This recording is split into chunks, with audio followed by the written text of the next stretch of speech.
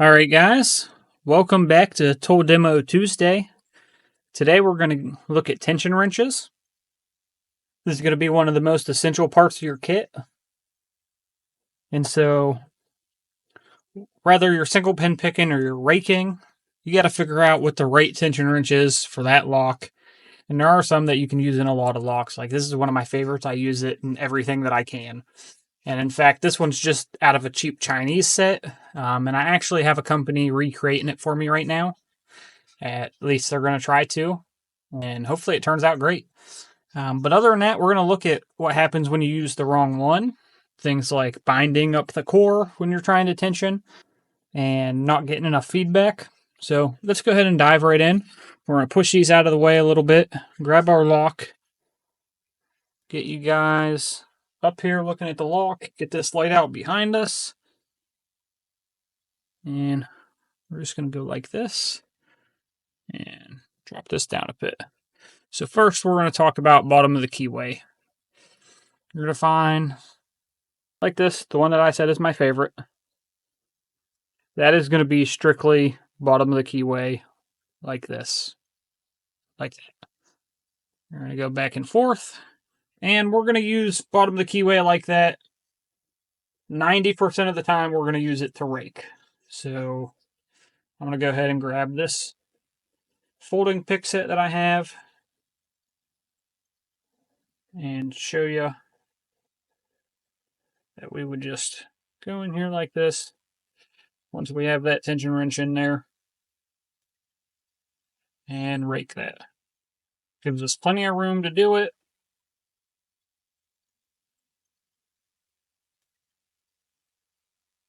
This might not be a good rake for this lock, but you get the point. We'll go ahead and grab our cipher picks real quick. Give that a shot just to show you. Just to see if we can get this to turn.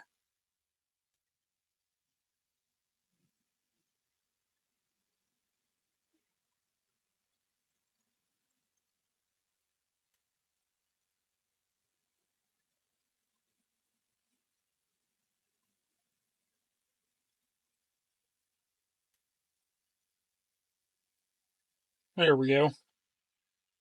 We're actually just locked that. That's a good example of a strictly only bottom of the keyway tension wrench. And I'll show you why I say that one's only bottom of the keyway in a minute. Because most of the ones that you see that say bottom of the keyway or that people will tell you are bottom of the keyway can be used in top of the keyway in a pinch. Like, for example, something like this. This one is usually used bottom of the keyway like this. You're going to turn it one way or the other. And the reason this is twisted there is because it gives you a little bit of flex. It's a little bit more forgiving when you're picking. However, in a pinch, as you can see, that'll fit right there on the top of the keyway, and you can use it to single pin pick. We'll go over single pin picking in a minute and how to tension for that. But for now, we're just going to show that how this is used for bottom of the keyway and that flex that it gives. And then you'll have something like these ones for bottom of the keyway, where the back of it's cut off for smaller. So if you got a smaller space down here you need to get into, and the front is larger. So if you have a larger space, you can still fit that in there. They come in different sizes and different thicknesses. So if you're using something like this, well, not so much this lock, but let me grab a quick set or a Slag style keyway. If I were to try to use this in here and go like this, all I'm doing is pushing this down into the bottom. Let me find something I can point with. Down into this bottom part right here, which is not part of the core, that's actually part of the outside cylinder. So the core rotates inside of that. So when I'm pushing that tension wrench down on there, all I'm doing is binding that core up. Now it may not bind it enough to where I can't pick it, but it's going to make it harder.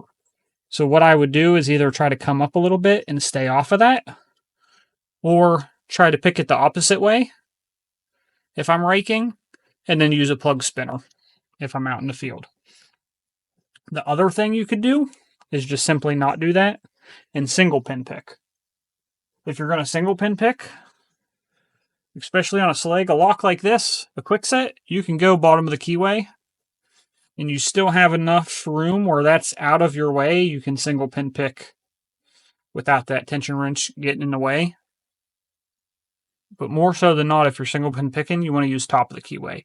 That keeps everything out of your way. You got plenty of room, even if you can reach down into the bottom. Like, for example, with this Avis, you have a straight shot to the bottom of the lock. If you're going top of the keyway like that, you can rest right down there on the bottom of the lock and pick that.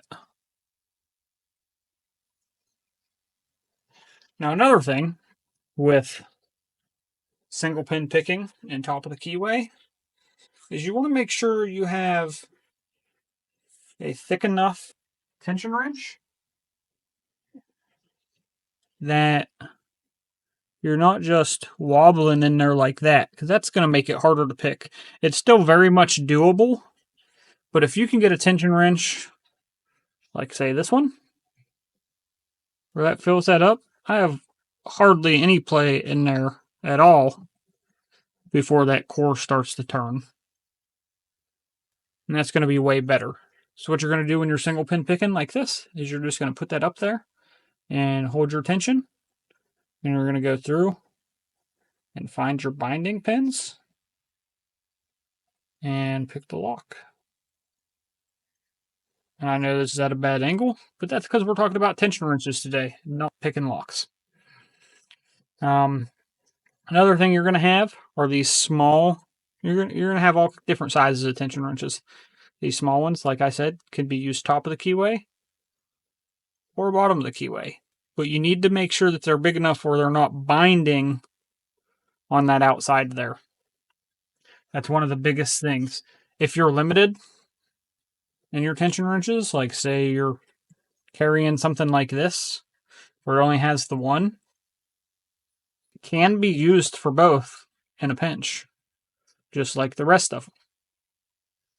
However, I would suggest getting yourself a small case of an assortment. For example, I carry this, and I carry the cipher picks. I sell both of these on my site, but I also carry a larger case with full-size picks.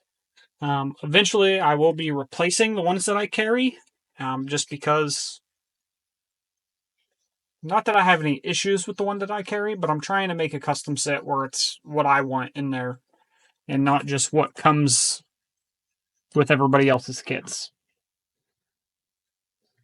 Back to the topic of tension wrenches, so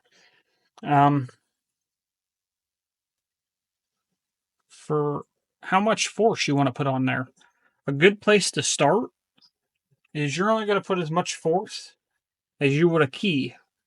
And I know that's hard to tell when you're clear out here and have all this leverage. Trick I like to use if I'm having trouble with that is I'll come in right about here, right up against the lock, and just rest my hand there. And that's usually enough tension when raking. So, for example, we'll grab these again. These cipher picks. And I know I'm out of screen, you can't see, but cipher picks. And just rest my hand there.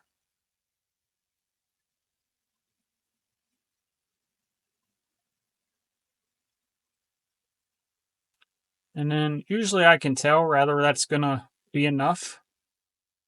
And if it's not, I'll push just barely.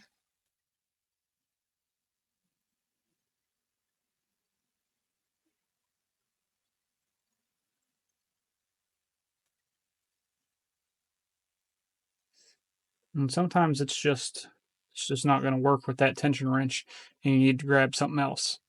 So grab something that fills that up a little better. And I'll just use my thumb. I'll rest my thumb on there, give it a little bit of pressure for a lock like this, because I can feel that just resting isn't going to do it. And then there we go. We're unlocked. If we want to relock it, we don't have a key, but we need to relock it for a reason. We just go the opposite way and do the same thing.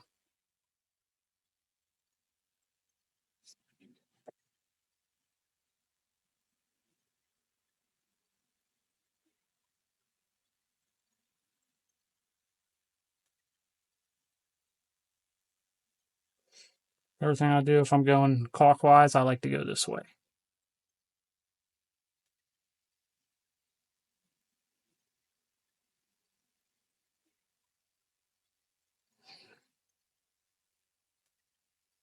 There we go. Now we're locked again.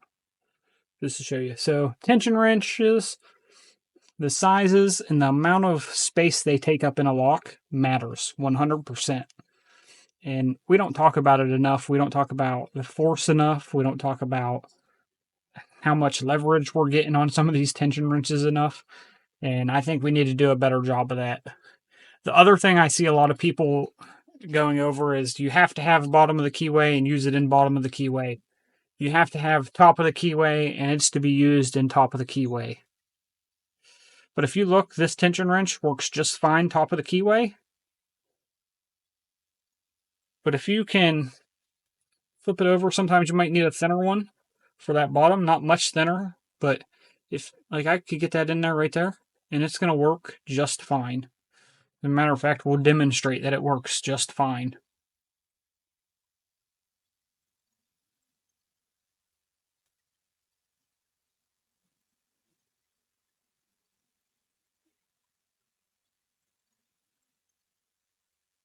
Right there, see? And we're unlocked. This tension wrench works just fine for bottom of the keyway if I have to use it there. Now, I would rather have a tension wrench for bottom of the keyway and a tension wrench for top of the keyway. But if all I have room for is one of these or one of these, I can make it work either way. This one's still going to fit in top of the keyway and bottom of the keyway. Something like this is still going to fit top of the keyway. It's still going to fit bottom of the keyway. So just remember that when you're looking at tension wrenches and buying and watching what other people are saying, that just because they say you have to have this and you have to have this, it's not always the case. You can make it work with what you have. So with that, that's all I got for today. Have a good rest of your evening. And make sure you like and subscribe. Once we hit 1,000, I'll be doing a giveaway. And I got lots of prizes for that, guys. Have a good night.